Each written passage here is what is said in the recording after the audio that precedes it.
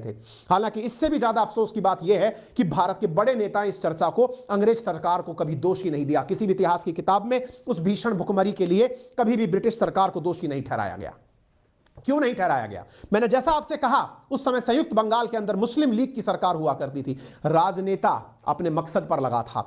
मुस्लिम league के राजनेता जिन्ना के नेतृत्व के अंदर अपने स्वतंत्र राष्ट्र की डिमांड कर रहे थे, लेकिन उनके लोग मर रहे थे, लेकिन किसी को किसी से सिंपैथी नहीं थी। जैसी करनी वैसी भरनी, तभी तो बंगाल का विभाजन हुआ होगा, तभी तो पाकिस्तान की मुस्लिम लीग के ऊपर बंगालियों को विश्वास उठा होगा, तभी तो 1971 के अंदर टुकड़े हुए होंगे। आप इससे अंदाजा लगा सकते हैं कि जब ये सारी चीजें हो रही थी, मुस्लिम लीग ने अंग्रेजों का साथ दिया था। और इसी को चर्चिल का सीक्रेट वॉर कहा जाता है। जितने लोग विश्व युद्ध में नहीं मरे साथियों, उससे ज्यादा लोग भूख से बंगाल के अंदर मरे थे।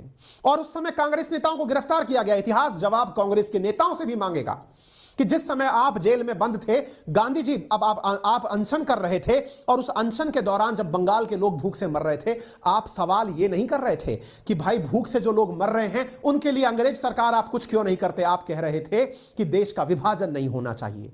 विभाजन से बड़ी विभीषिका, विभाजन के अंदर 10 से 20 लाख लोग मारे जाना डॉक्यूमेंटेड है, लेकिन उससे ज्यादा 40 लाख लोग भूख से बंगाल के अंदर मारे गए, ऐसा भी डॉक्यूमेंटेड है।